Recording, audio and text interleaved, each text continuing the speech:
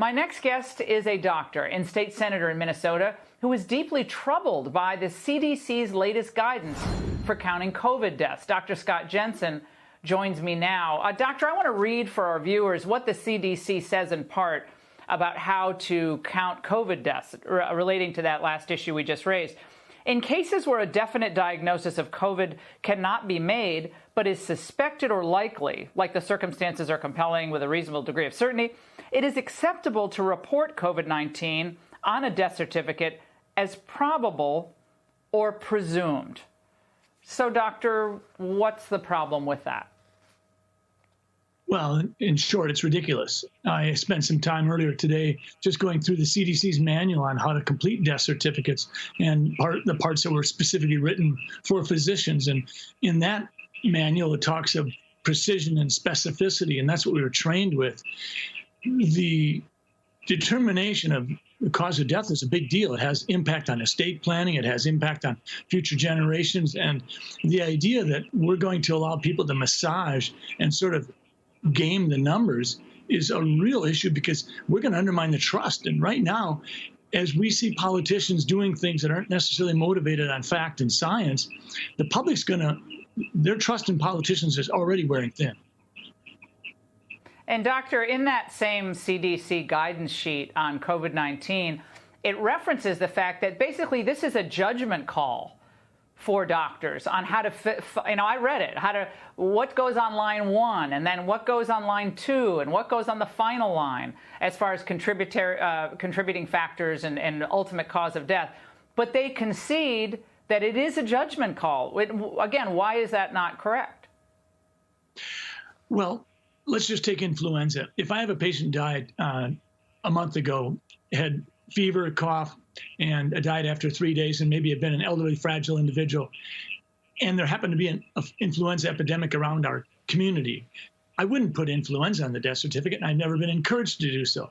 I would put probably respiratory arrest would be the top line, and the underlying cause of disease would be pneumonia, and in the contributing factors, I might well put emphysema or congestive heart failure. But I would never put influenza down as the underlying cause of death, and yet that's what we're being asked to do here. Dr. Fauci was asked about the COVID death count today. Here's what he said in part.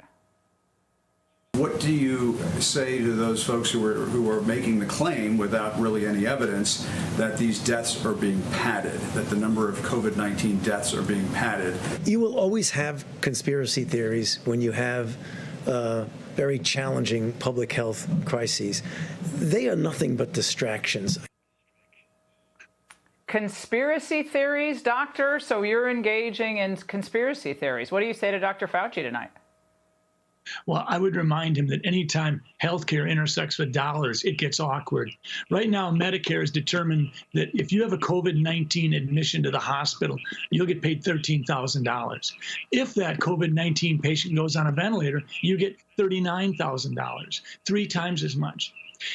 Nobody can tell me after 35 years in the world of medicine that sometimes those kinds of things impact on what we do. Some physicians really have a bent towards public health, and they will put down influenza or whatever because that's their preference. I try to stay very specific, very precise. If I know I've got pneumonia, that's what's going on the death certificate. I'm not going to add stuff just because it's convenient. I think that it's not a conspiracy theory at all. Yeah. So you reject what he said? Absolutely. Well, it's interesting that in Italy, where it's socialized medicine, I guess they don't have an interest in the money, if that's what it is here, and they just went back and they started reclassifying deaths according to their top scientific advisor. So they admitted that they were being liberal or generous in how they coded some of these deaths, and they're just going back and reclassifying them. Does that surprise you?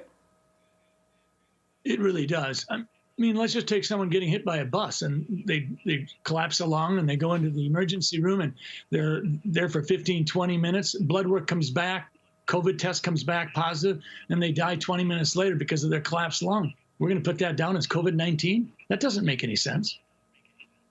Dr. Jensen, really important conversation. We really, really appreciate your data-driven perspective. Thank you so much.